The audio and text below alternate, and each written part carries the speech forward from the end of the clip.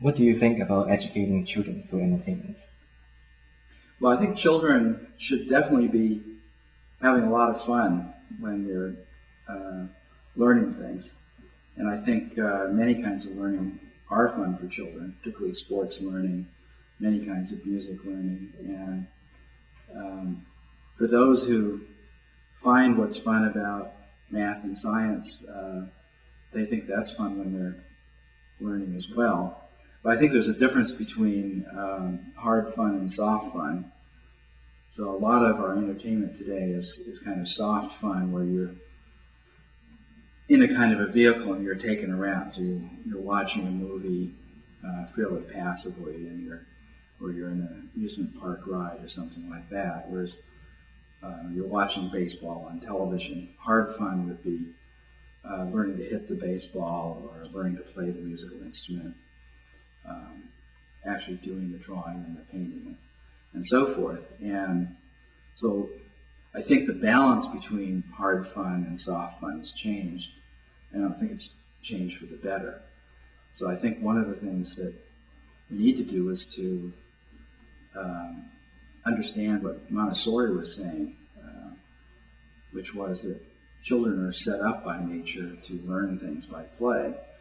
The play is a natural form for them, and her idea was if we'd like them to grow up in the 20th century, now the 21st century, that we should give them 21st century environments and 21st century toys and still let them play.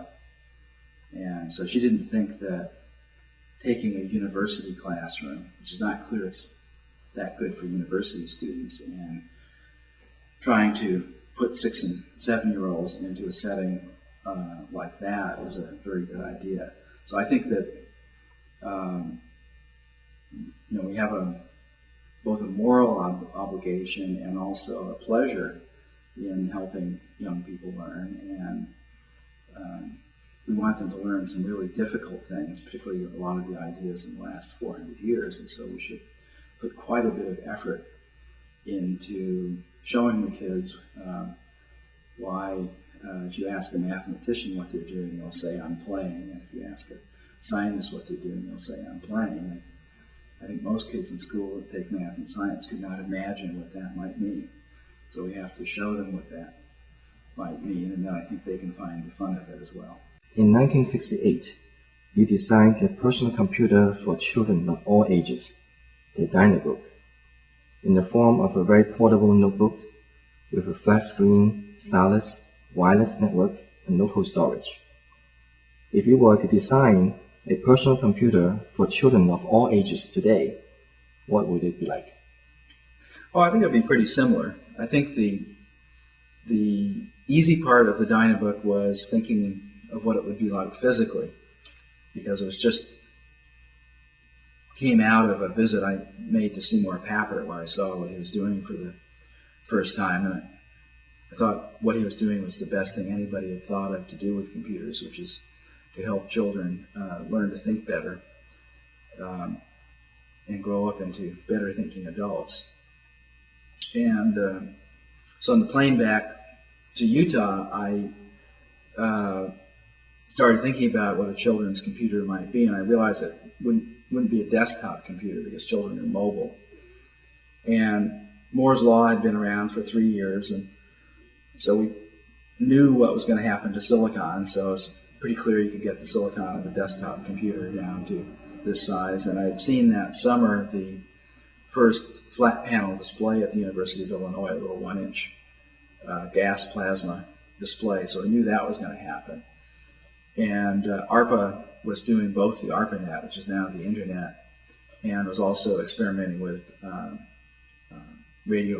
packet radio for doing networks using packet switching with wireless.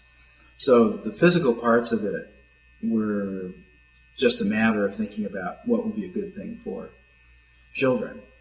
It had a stylus on it and a bitmap display so the children could draw and sketch and so forth.